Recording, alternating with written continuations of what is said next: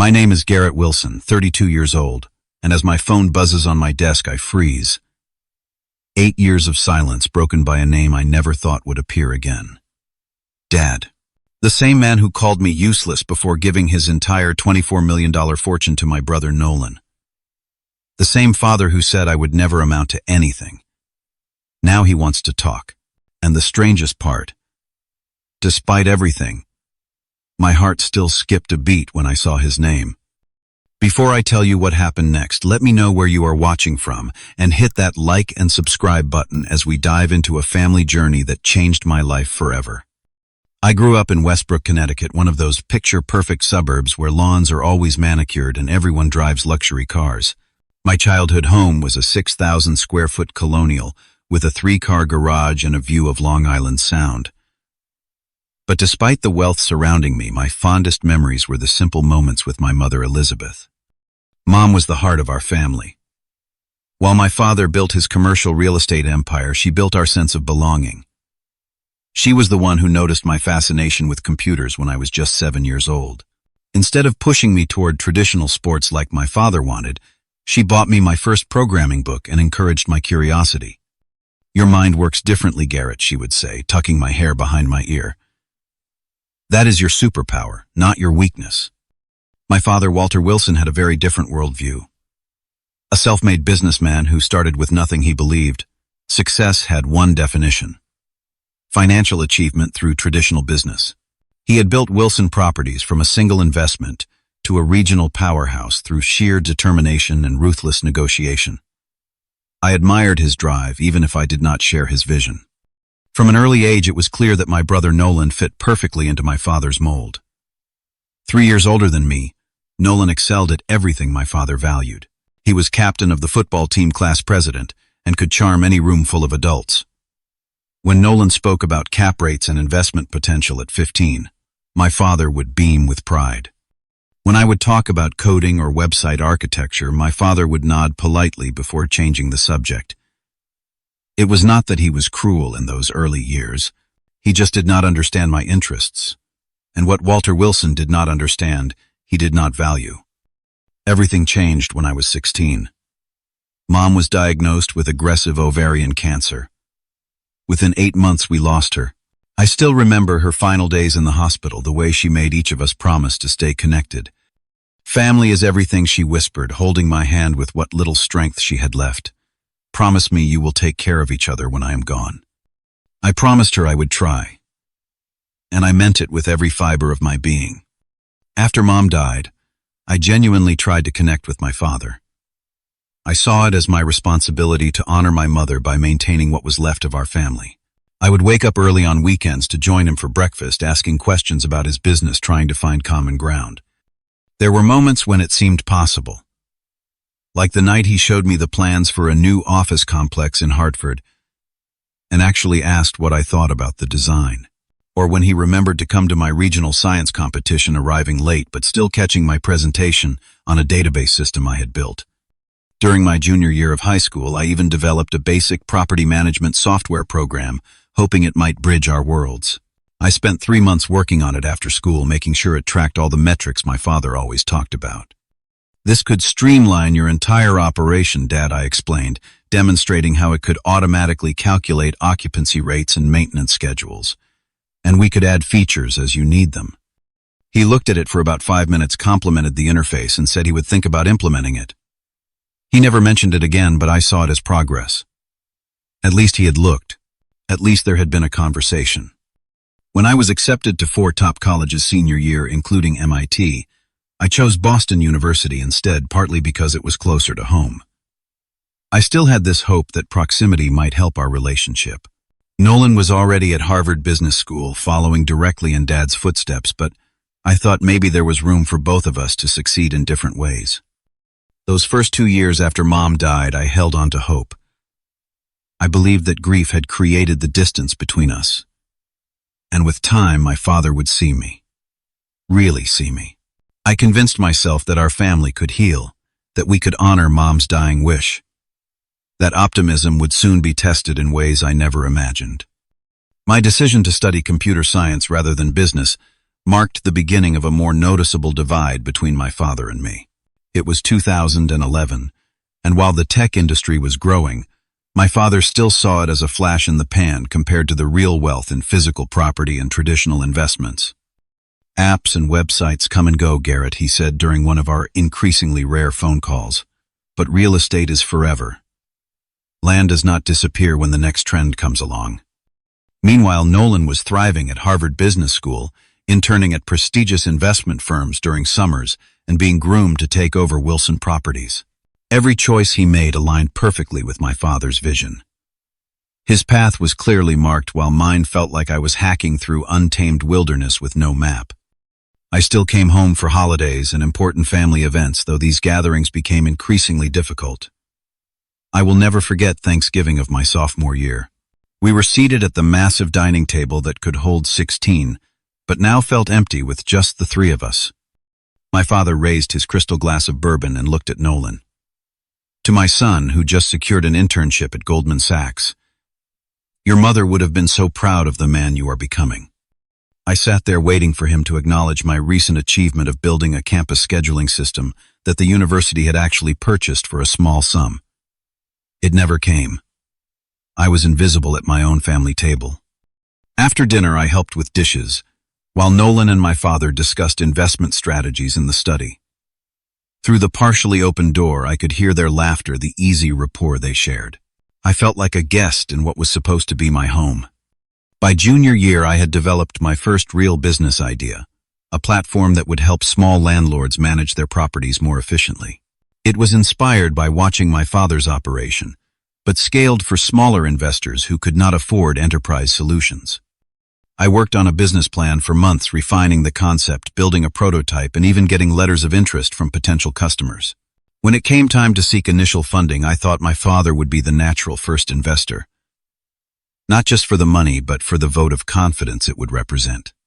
I arranged a formal meeting at his office, arriving in a suit, and with a professional presentation. His secretary, Heather, seemed surprised to see me there. "Oh, Garrett, I did not know you had an appointment," she said, checking the schedule.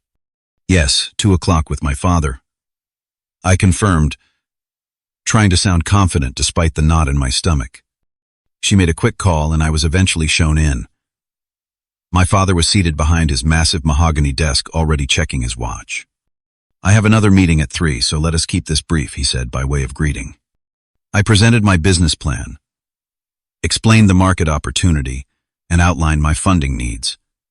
$50,000 to fully develop the product and take it to market. A small sum for him, but it represented everything to me. When I finished, he leaned back in his chair and sighed. "Garrett, this is a hobby, not a business. If you want to build little websites, that is fine, but do not confuse it with real entrepreneurship." His dismissal stung, but I pushed forward. Dad, tech startups are the future. Look at Facebook. Look at what Apple has done. This is not just a hobby. Those are 1 in a million success stories, he countered. For every Mark Zuckerberg, there are thousands of dreamers who end up waiting tables. I am not funding a fantasy.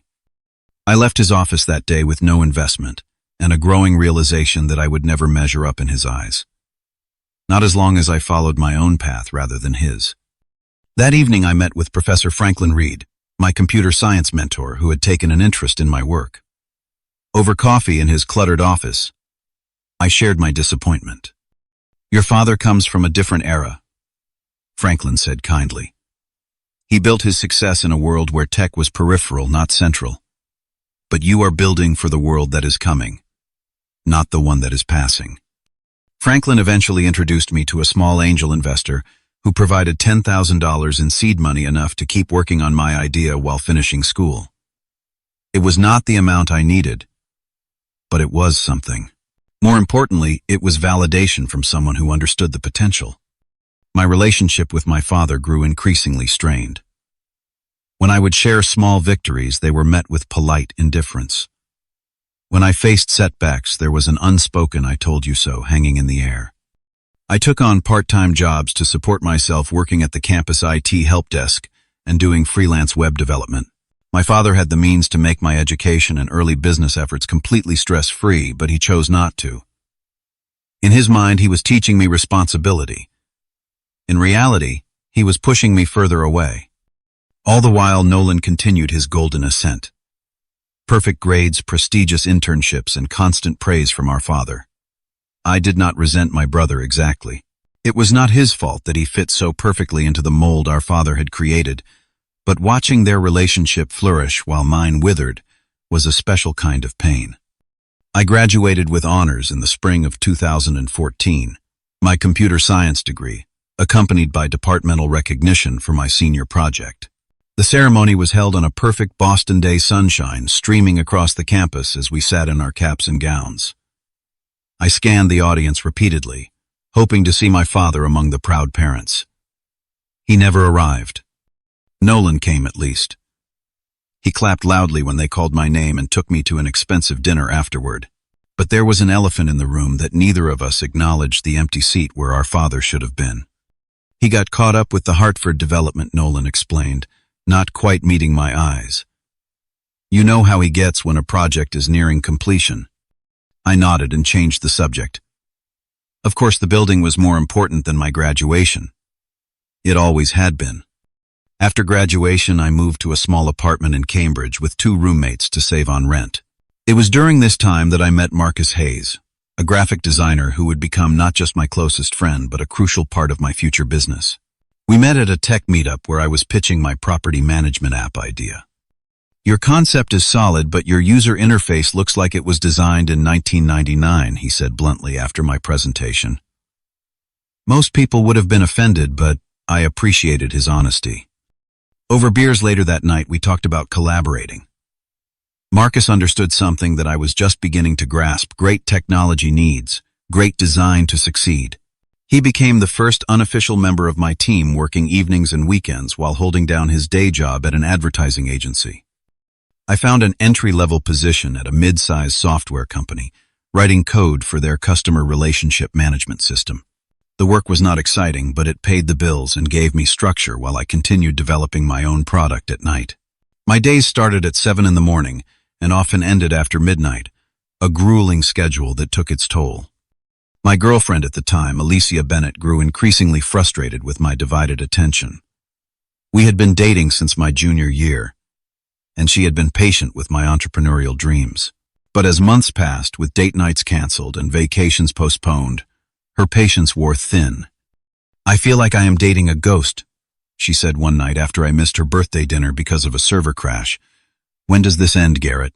When do I become a priority? I promised things would change once I got the business off the ground, but we both knew I was asking her to wait for something that might never happen. 6 months after graduation, Nolan got engaged to his college girlfriend, Charlotte. The engagement party was held at the country club, where my father had been a member for 20 years. During his toast, my father made an announcement that sent shockwaves through me, though I should have seen it coming. I am proud to announce that Nolan will be taking over as Chief Operating Officer of Wilson Properties next month, he declared, raising his champagne flute. And when the time is right, he will step into the role of CEO.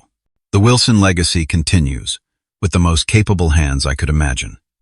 The room erupted in applause. I clapped too, my hands moving automatically while my mind raced.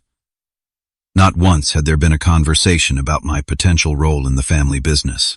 Not that I wanted to work in real estate particularly, but the complete absence of consideration stung deeply. Later in the evening, I overheard my father introducing me to one of his business associates. "This is my other son," he said, not even using my name. "He does something with computers." I excused myself and found the bar ordering a double scotch. As I stood there nursing my drink, I felt a hand on my shoulder. It was Uncle Robert, my mother's brother, who I rarely saw since her passing. "Your mother would be proud of you forging your own path," he said quietly. "She always said you had her creative spirit." His words were a small comfort, but they could not erase the pain of my father's dismissal. Around this time, my father met Brianna while on a business trip to Miami. She was 27 to his 57, a former luxury real estate agent with ambitions of her own. Their whirlwind romance culminated in a wedding just 8 months later, a lavish affair that made the local society pages. Brianna was not overtly hostile to me, but there was a calculated distance in our interactions. She quickly aligned herself with Nolan and Charlotte, the four of them forming a tight social unit that excluded me by default. Subtle comments about the real world versus playing with computers became common whenever my work came up. My father's remarriage shifted the family dynamic even further. Brianna encouraged him to travel more to enjoy his wealth in ways my mother never had. Their social media profiles showed exotic vacations and charity galas, a glossy highlight reel of privilege that seemed worlds away from my rented apartment and ramen noodle dinners. Despite everything, I still tried. Every few months, I would send my father updates on my business progress. I would forward articles about tech innovations that were transforming industries, hoping to open his mind to the possibilities. I would suggest meeting for lunch when I knew he would be in Boston. Sometimes he would respond with brief acknowledgments. More often there would be silence, or a message from his assistant saying he was too busy to meet. The rejection became routine, but it never stopped hurting. Nolan and I spoke less frequently as well. Where we had once been close as children united by our mother's love, we now inhabited different universes. His calls became perfunctory holiday check-ins and occasional updates about family matters I was not privy to otherwise. Through it all, I kept working. Rejection fueled my determination in a way that perhaps approval never could have. Each dismissal, each missed opportunity for connection, each comparison to my successful brother pushed me to prove myself. Not just to my father, but to myself. By early 2016, my property management platform had evolved significantly. What started as a simple tool for small landlords had expanded to include maintenance tracking, tenant screening, and automated financial reporting. We had secured a small round of funding from angel investors and had over 200 paying customers. It was not world-changing success, but it was legitimate traction in a competitive market. I decided to share this milestone with my family at my father's 60th birthday celebration. After 2 years of minimal contact, I thought this might be the achievement that finally earned his respect. I brought a professionally bound presentation showing our growth metrics, customer testimonials, and future projections. The party was held at the yacht club with over 100 guests from my father's business and social circles. Nolan gave a touching speech about their close relationship and the wisdom he had gained under our father's mentorship. When it concluded, there was hardly a dry eye in the house.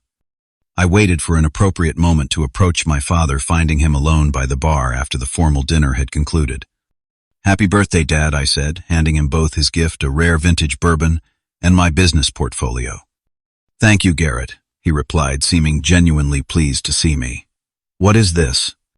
"It is an update on my company," I explained. "We have had some real success lately. 200 paying customers and growing 20% month over month."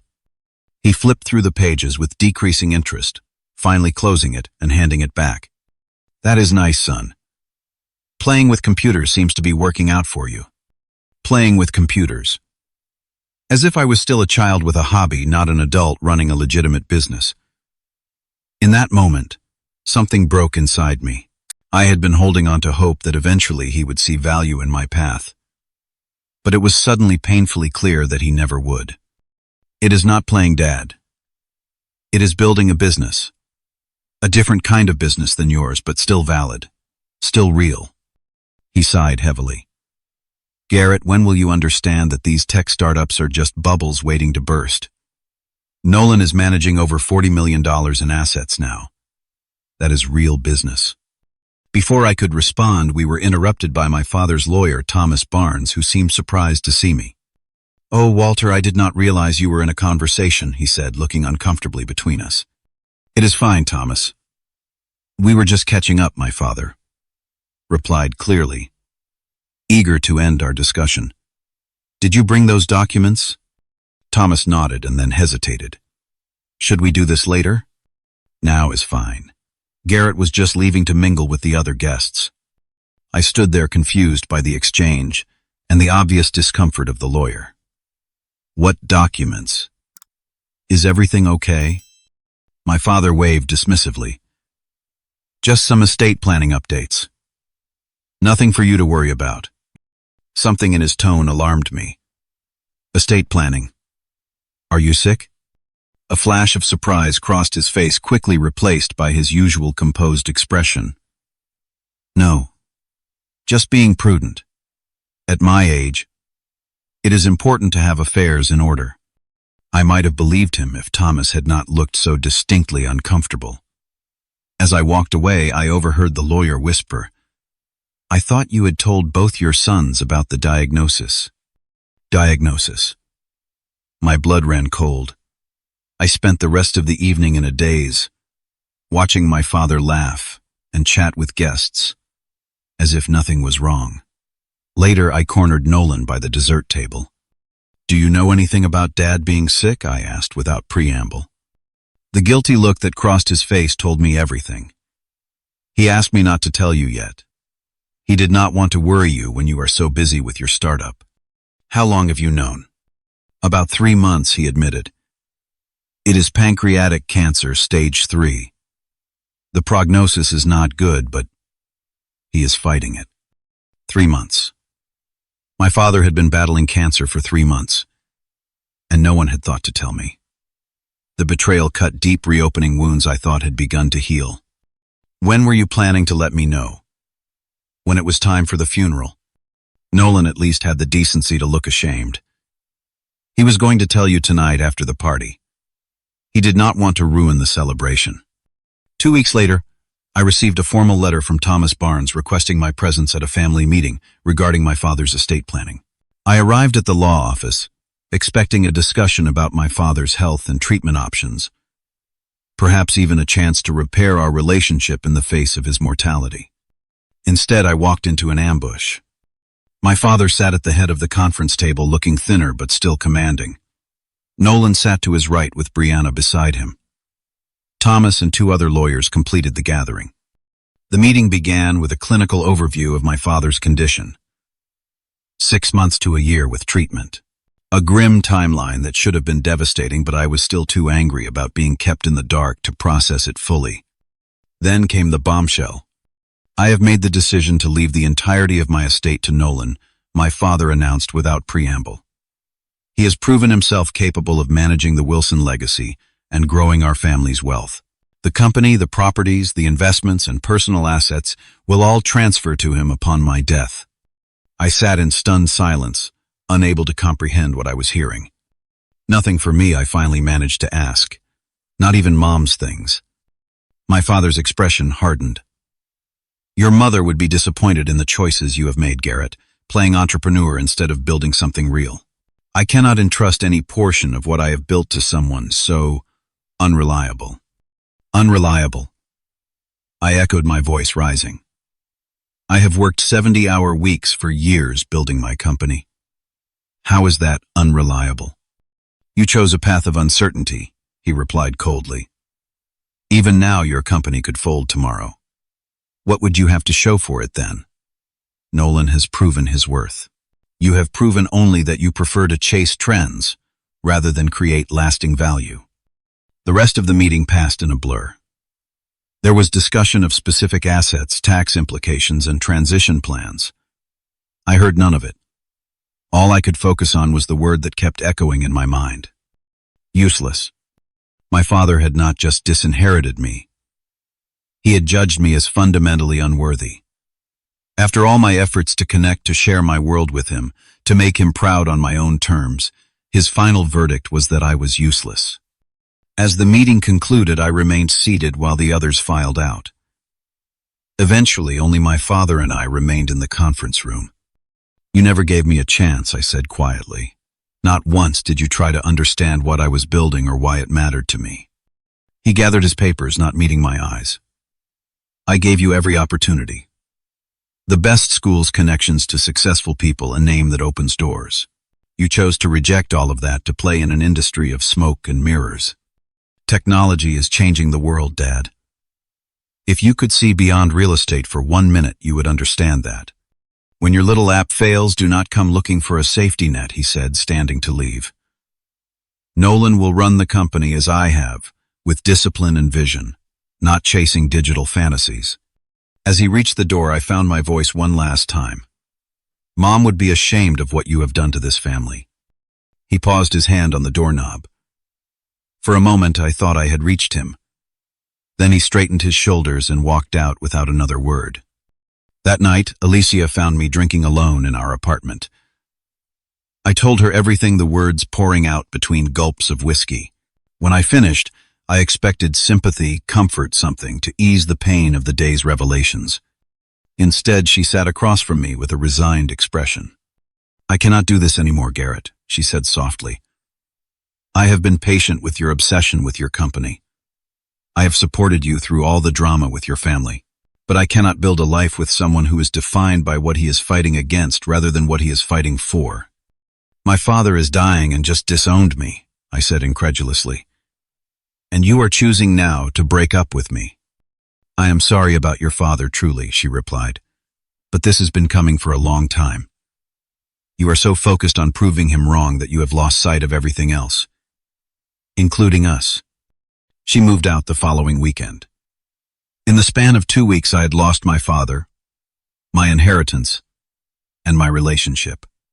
The foundation of my life had completely crumbled, leaving me adrift in a sea of anger and hurt. The final break came a month later at a family dinner Nolan had insisted I attend. He claimed it was important for us to maintain some connection despite everything that had happened. Foolishly, I agreed. Midway through an uncomfortable meal, my father raised his glass in yet another toast to Nolan's accomplishments.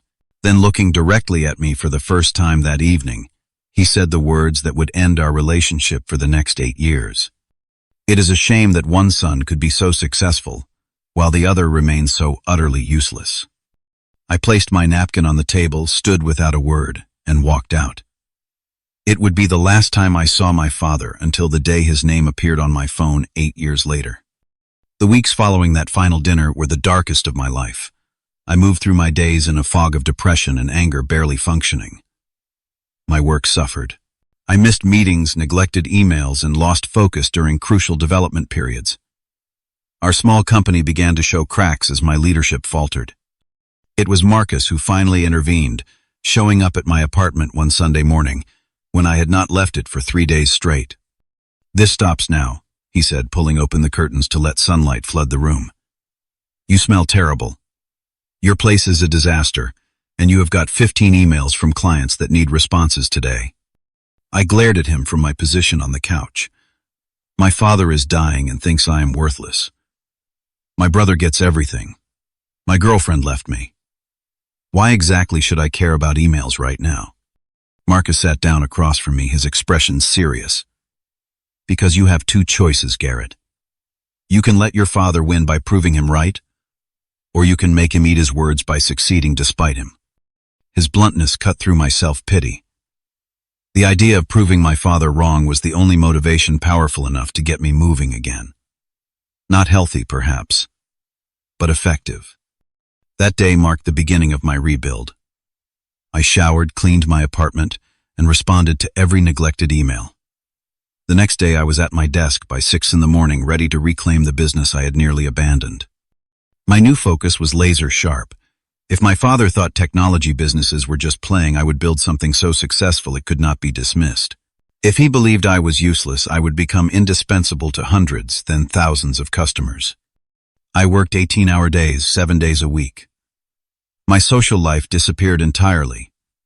My health took a back seat to my ambition. I was driven by a mix of rage, hurt, and determination that consumed everything else. About a month into this new regimen, I received an unexpected call from Professor Franklin Reed, my old mentor. He had heard through mutual connections that my company was gaining traction, but also that I was working myself to exhaustion. "Burning yourself out will not prove anything to anyone," he said when we met for coffee. "It will just leave you empty when you need to be at your strongest." Franklin had retired from teaching and was now working as an advisor to several tech investment firms. He had been following my progress from afar and saw both the potential in my business and the self-destructive path I was on. "I believe in what you are building," he told me. "Enough to offer some funding and guidance, but only if you agree to build it right. That means sustainable hours, proper self-care, and a clear vision beyond just proving your father wrong." His offer included $100,000 in seed funding and weekly mentoring sessions. It was exactly what I needed, both financially and personally. Franklin became the father figure I had always craved, someone who understood my world and valued my approach to it. Under his guidance, I refined our product, focusing on the unique value we provided to small and mid-sized property managers. We improved the user experience, added features our competitors lacked, and developed a pricing model that was both profitable and attractive to our target market. The business began to grow steadily. From 200 customers, we expanded to 500, then 1,000. Revenue increased month over month. We moved from my apartment to a small office space, hiring our first 3 employees beyond the original team. It was during this period of growth that I met Rachel Morgan at a tech networking event. She was a product manager at a successful software company, brilliant, and grounded in a way that immediately attracted me. Unlike Alicia, who had always seen my work as competing with our relationship, Rachel understood the entrepreneurial drive. On our 3rd date, I told her about my family situation, expecting her to be put off by the drama. Instead, she listened attentively, asking thoughtful questions and offering insights without judgment. "It sounds like your father could only measure success one way," she observed. "That is his limitation, not yours." Her perspective was refreshing, helping me see my family dynamics through a clearer lens. Rachel had her own complicated relationship with her parents, who had never understood her decision to work in technology instead of joining the family retail business. We connected through this shared experience of forging our own paths despite familial expectations. With both Franklin and Rachel in my corner, I began to heal. The work was still intense, but it came from a healthier place. Instead of being driven solely by the need to prove my father wrong, I found genuine satisfaction in building something valuable, in solving problems for our customers, in creating a company culture that reflected my values rather than my wounds. Therapy also became an essential part of my recovery. My therapist, Dr. Chen, helped me unpack the complicated feelings about my father, my brother, and my own worth that had been driving me for years. She introduced me to concepts like differentiation and family systems that illuminated patterns I had never recognized. "Your father's approval was the currency of your childhood," she explained during one particularly insightful session. "When it was withheld, you internalized that as a reflection of your worth. But you get to define your worth now." Slowly, I began to separate my sense of value from my father's assessment. I started to recognize that his inability to see beyond his own narrow definition of success was his limitation, not evidence of my failure. This shift in perspective was gradual but profound, changing how I approached both my business and my personal relationships. As the company grew, I deliberately created a culture opposite to what I had experienced in my family. Where my father had been authoritarian and dismissive of ideas outside his experience, I fostered collaboration and innovation. Where he had played favorites, I worked to recognize diverse contributions. Where he had hoarded control, I distributed responsibility and ownership. 2 years after that devastating meeting in the lawyer's office, our platform had over 5,000 users and was generating 7 figures in annual recurring revenue. We had expanded to 15 employees, outgrown our original office, and begun to attract attention from larger players in the property tech space. Through mutual friends, I occasionally heard news about my father and brother. The cancer treatments had been more effective than initially expected, giving my father additional time.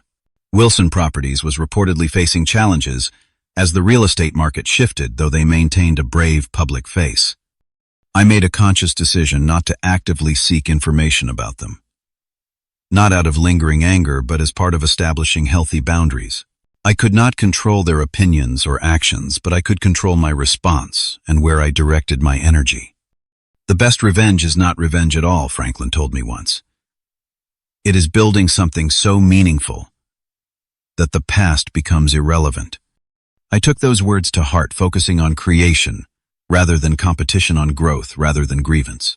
The company became not just my livelihood, but a community. A place where people could do their best work without fear of arbitrary judgment or conditional approval. In many ways, I was building the environment I had always wished for as a child, one where innovation was celebrated and different types of contributions were valued equally. It was healing through creation, turning pain into purpose, one line of code, one customer interaction, one team meeting at a time. 3 years of relentless work and focused growth transformed our small startup into an industry leader. By 2019, our property management platform served over 20,000 customers across North America, from individual landlords to mid-sized property management companies.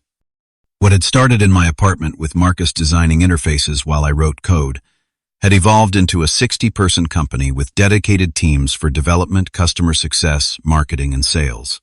We had raised a Series A funding round that valued the company at $40 million, already surpassing my father's net worth at the time he had disinherited me. The vindication came not just from the financial success, but from the recognition within the industry my father had dismissed. Property technology, or PropTech, as it was now commonly called, had become one of the hottest sectors in the technology world. Real estate, that most traditional of industries, was finally embracing digital transformation, and we were at the forefront. In March of that year, I received an email that made everything come full circle.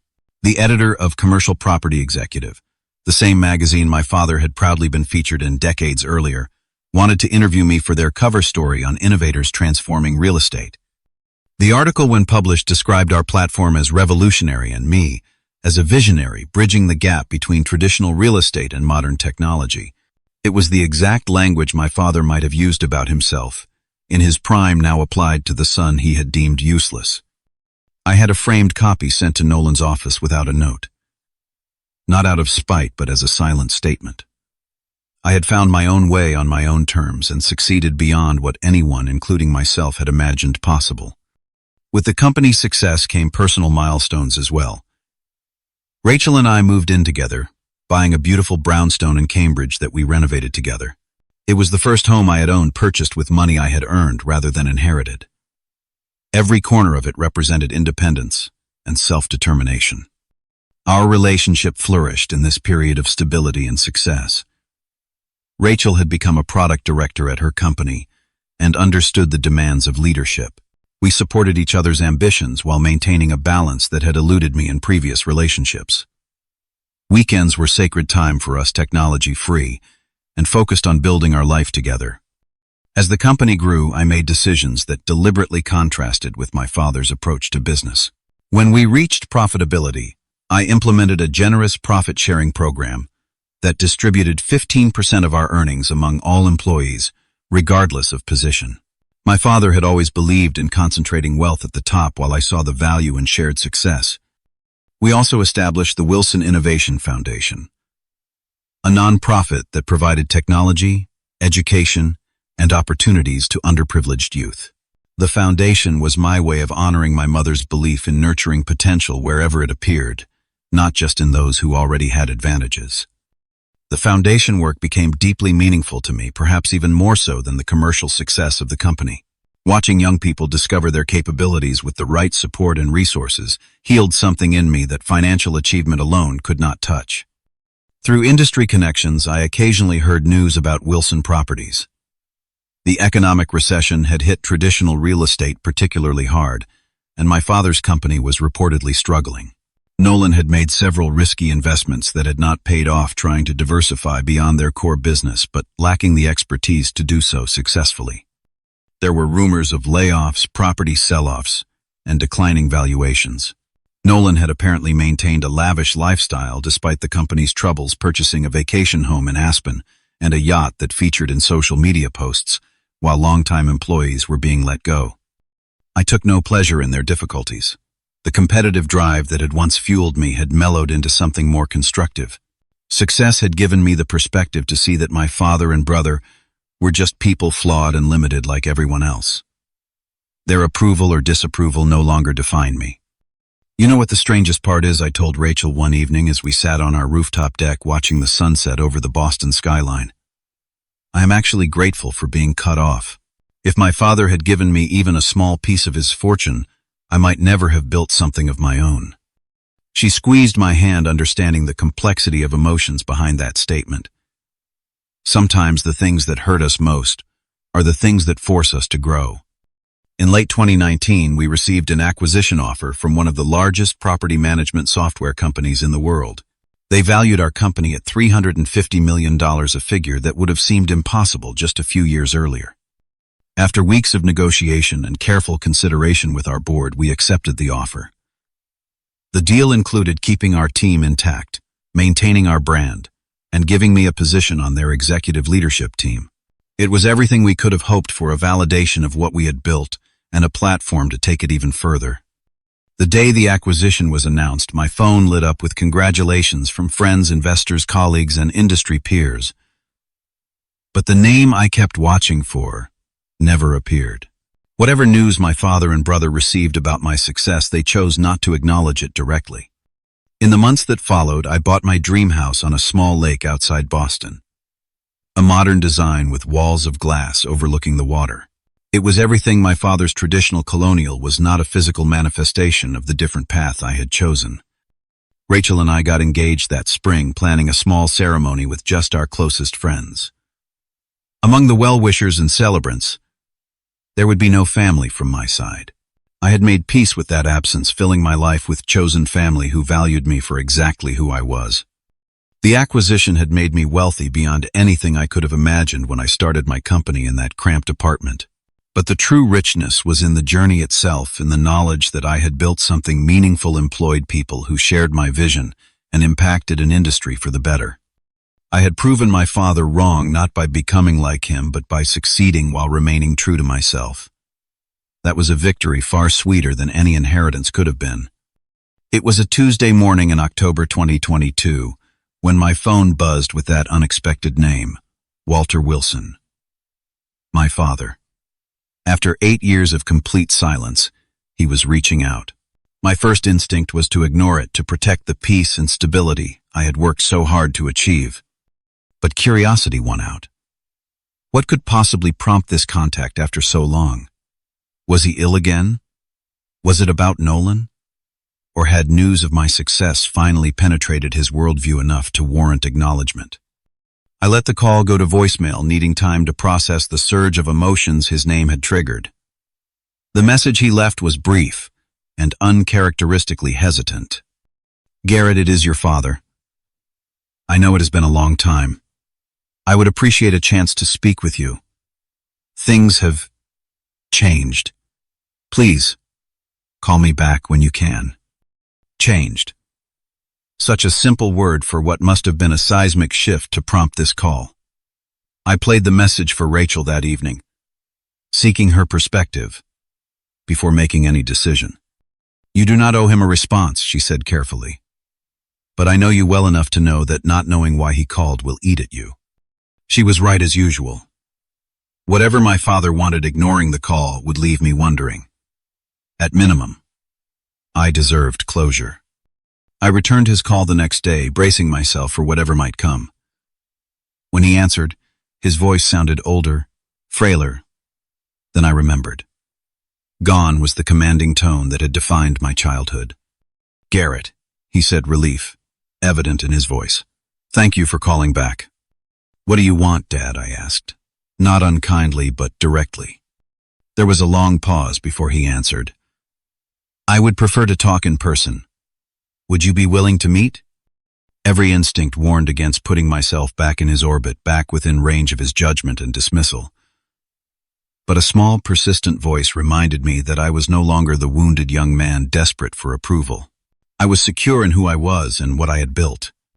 I can meet you for lunch next Tuesday, I offered. There is a restaurant near my office in Cambridge. Another pause. Could you come to the house instead? I am not getting out much these days. The house. My childhood home that had never felt like mine. The thought of returning there after all these years was unsettling, but also provided neutral ground that was neither his current territory nor mine. Fine. Tuesday at 1 o'clock, I agreed, ending the call before he could say anything else. In the days leading up to our meeting, I learned through business contacts what had likely prompted my father's outreach. Wilson Properties had collapsed spectacularly over the past year. What had begun as recession-related struggles had apparently been exacerbated by poor management and risky investments. Nolan, it seemed, had not been the golden successor my father had envisioned. Without the discipline and market instincts that had built the company, he had leveraged core assets to fund expansions into areas he did not understand. When those ventures failed, the debt load became unsustainable. By the time my father realized the extent of the problem, it was too late. The company had filed for bankruptcy. Protection assets were being liquidated, and the Wilson name that had once commanded respect in New England real estate circles was now associated with failure. The $24 million fortune my father had left exclusively to Nolan was gone. The empire built over 40 years had crumbled in less than 5. I arrived at my childhood home precisely at 1 o'clock that Tuesday, steeling myself for whatever awaited inside. The property showed signs of neglect that would have been unthinkable in my father's heyday. The immaculate lawn was overgrown, the paint on the trim peeling in places. My father opened the door himself, another surprise. In the past, there had always been staff to handle such mundane tasks. The man who stood before me barely resembled the imposing figure of my youth. Cancer and financial ruin had taken their toll, leaving him gaunt and diminished. "Come in," he said, stepping aside. "Thank you for coming." The interior of the house was largely as I remembered it, though, with fewer of the expensive art pieces and antiques that had once filled the space. We sat in the study, the room where he had conducted so much of his business, and where Nolan had been groomed as his successor. "Would you like something to drink?" he offered. "I still have some good scotch left." I declined, wanting to keep a clear head. "Why did you call me Dad?" He settled heavily into his leather chair, the same one he had sat in when telling me I was useless years ago. The symmetry was not lost on me. "I owe you an apology, Garrett." He said the words clearly difficult for him. "I was wrong about many things, but especially about you." Of all the scenarios I had imagined, a straightforward apology had not been among them. I remained silent, waiting for him to continue. "You were right about technology changing the real estate industry. You were right about the direction business was headed. I was too stubborn, too set in my ways to see it." He gestured vaguely around him. "And this is the result. Everything I built gone." "What happened exactly?" I asked, though I already knew the broad strokes. He sighed deeply. "Nolan tried to diversify into commercial developments that were too ambitious. When those failed, he used company assets as collateral for loans to try to save the projects. When those also failed, there was nothing left to fall back on. There was no satisfaction in hearing him confirm what I had suspected. Just a hollow sadness for what might have been if pride and rigid thinking had not stood in the way. "I saw your success," he continued. "The magazine articles, the acquisition. You built something remarkable.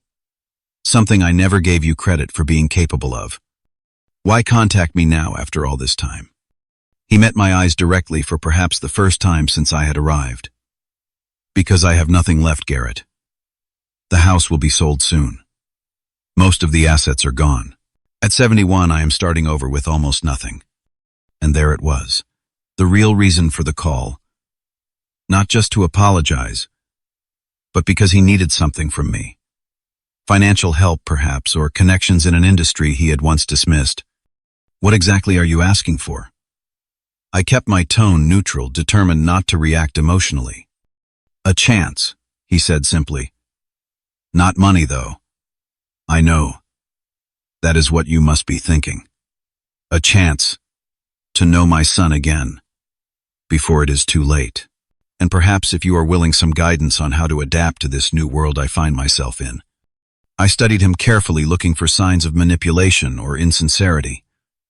What I saw instead was something I had never witnessed in him before: humility. Genuine humility, born of failure and loss. "What about Nolan?" I asked. "Where is he in all this?" My father's expression darkened. "Nolan left for Europe 3 months ago. He and Brianna divorced last year, and he has had limited contact since the bankruptcy filing. I believe he is in Monaco trying to rebuild with what he managed to salvage." So the golden child had abandoned the sinking ship. There was poetic justice there, though again no real satisfaction in hearing it. Over the next 2 hours, my father and I talked more openly than we ever had before. He shared the full extent of the company's collapse, his health struggles, and his regrets about how he had treated me. I told him about my company's journey, my relationship with Rachel, and the foundation work that had become so important to me. When I finally prepared to leave, he asked the question that had clearly been weighing on him throughout our conversation. "Is there any way forward for us, Garrett? Any possibility of a relationship again?" I considered his question carefully before answering. I do not know yet. What I do know is that I am not the same person who walked away 8 years ago. I do not need your approval anymore, and I will not accept any relationship that does not include complete respect for the path I have chosen. He nodded slowly. That is fair. More than fair given everything. I cannot give you money, I continued.